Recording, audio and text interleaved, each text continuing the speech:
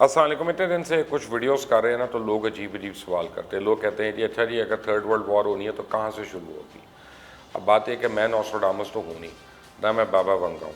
میں تو آپ کو جو ہو رہا ہے وہ بتا سکتا ہوں اس تناظر میں، اور کل آنے والے دن میں ہو سکتا ہے وہ تبدیل ہو جائے، آنے والے دن میں ہو سکتا ہے کسی کی کوئی پالیسی بدل جائے اور وہ حالات فرق ہو جائیں۔ لیکن اس وقت یہ لگتا ہے کہ شمالی افریقہ ملک جو ہے لیبیا، جو کہ خام تیل کی دولت سے مالا مال ہے لیکن قذافی کے زوال کے بعد جنگی حالات سے دوچار ہے، وہاں پہ بڑا ایک سپارک ہے جو اگنائٹ ہو رہا ہے۔ مسلح قبائل جو ہیں، گروپس، ان کے درمیان تیل کی دولت پہ قبضہ کرنے کے لیے جدوجہد جاری ہے، اور اس وقت لڑائی لیبیا کے اندر ہو رہی ہے، جو کہ طرابلس میں قائم اقوام متحدہ کی حمایت یافتہ حکومت اور خلیفہ حفتر کی فوج لیبین نیشنل آرمی جو ہے اس کے درمیان جاری ہے، اور دوسری لڑائی میں مصر اور ترکی سے لیبیا کا پیچھا کر رہی ہے۔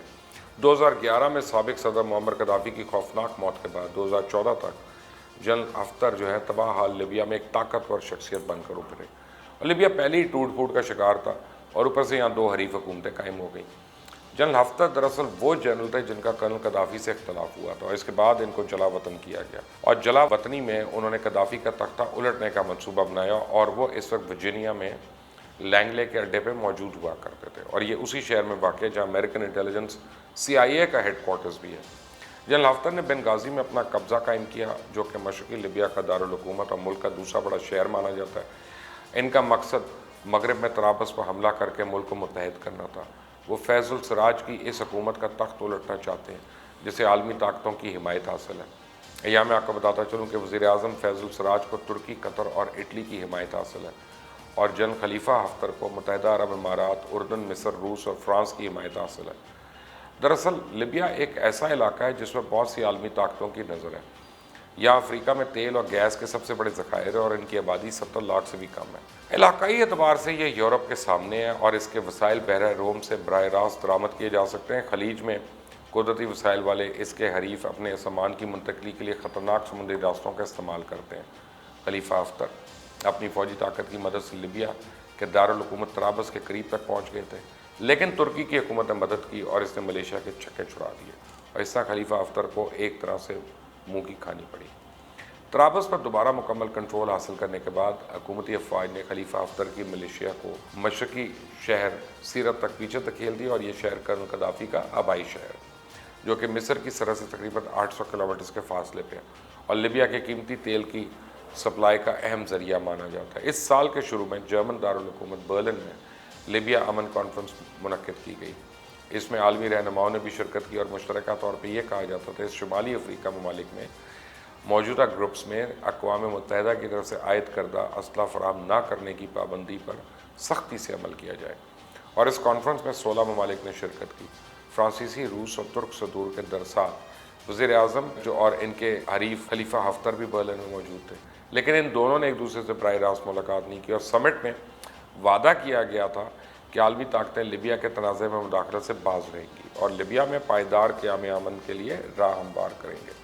لیکن اس کانفرنس کے باوجود لیبیا میں مختلف ممالک سے جنگجو بھیجے جانے کا سلسلہ نہیں بند ہوا۔ برطانوی اخبار جو دی گارڈین ہے، اس نے اس حوالے سے ایک رپورٹ بھی شائع کی کہ انقرہ کی طرف سے شام کے شمالی حصے میں جنگجوؤں کو بھرتی کیا جاتا ہے، اس کے بعد انہیں ترکی لایا اور پھر وہاں سے لیبیا پہنچایا جاتا ہے۔ ان عسکریت پسندوں کے ساتھ 6 مہینے کا معاہدہ کیا جاتا ہے، جو ترک فوج کے بجائے لیبیا کی حکومت یا GNA کے ساتھ ہوتا ہے، لیکن ان کو ترک شہریت دی جاتی ہے، کیونکہ ایسا شامی جس کے پاس ترکی پاسپورٹ ہو وہ امریکہ اور شینگن علاقوں کا ویزا حاصل کر سکتا ہے، جو صرف شامی پاسپورٹ رکھنے کی صورت مشکل یا تقریباً ناممکن ہے۔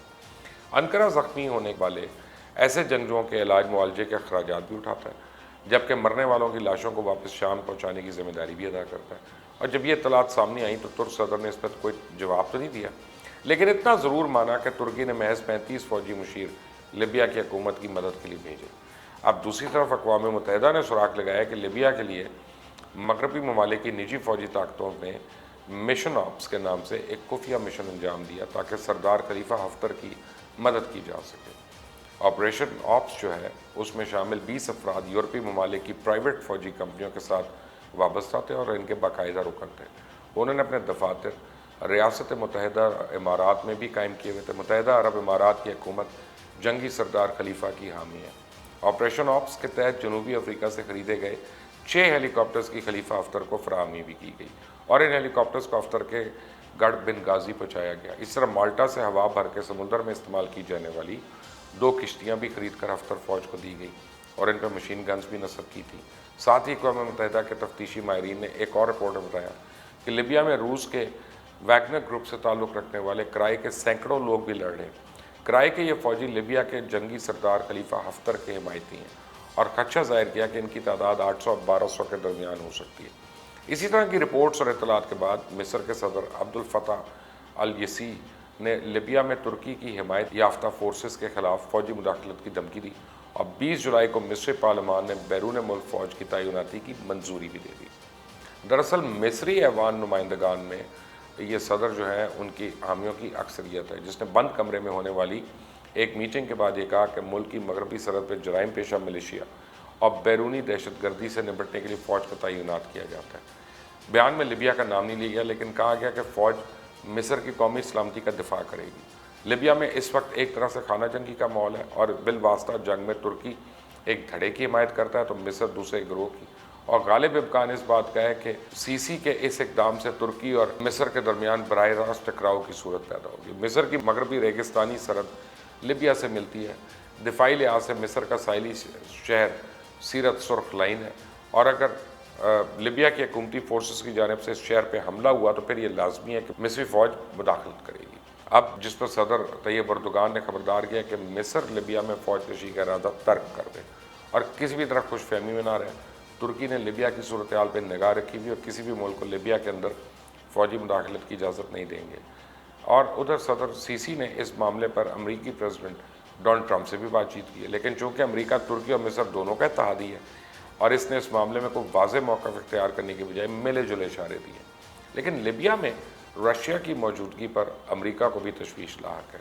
तराबस पर कब्ज़े के लिए खलीफा हफ्तर के जंगजुओं के साथ रशियन मिलिशिया को भी लड़ते देखा गया।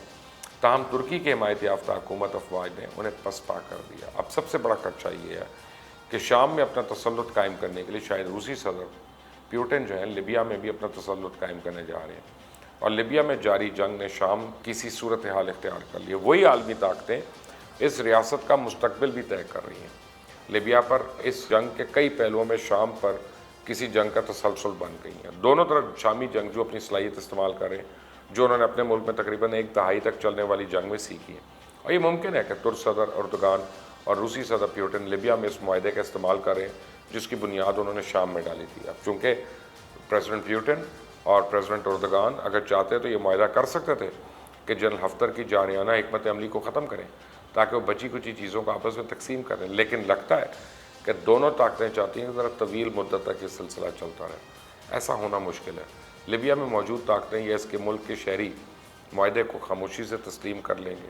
कल गद्दाफ़ी का असर अब भी यहाँ महसूस किया जा सकता है। इसके लिए बहुत ज़्यादा इम्कान है कि अगली बड़ी जंग तरहुना में हो सकती है।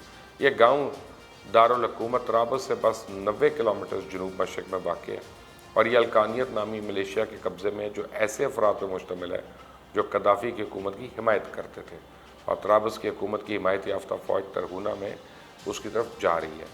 अब ये फ़ोर्स गद्दाफ़ी की मुखालिफ रह चुकी है और साबका हुकूमत के ख़िलाफ़ लड़ाई अब भी लिबिया की ना ख़त्म होने वाली जंग में एक अहम किरदार अदा कर रही है। और अब होने वाली जंग सिर्फ अहले लिबिया के दरमियान नहीं होगी बल्कि आलमी ताकतों के दरमियान होने वाली तीसरी बड़ी जंग हो सकती है। इसके शोले लिबिया में भड़क चुके हैं। I hope it answer some of your question. इस चैनल को सब्सक्राइब करें, बेल आइकॉन को प्रेस करें। अल्लाह हाफिज़।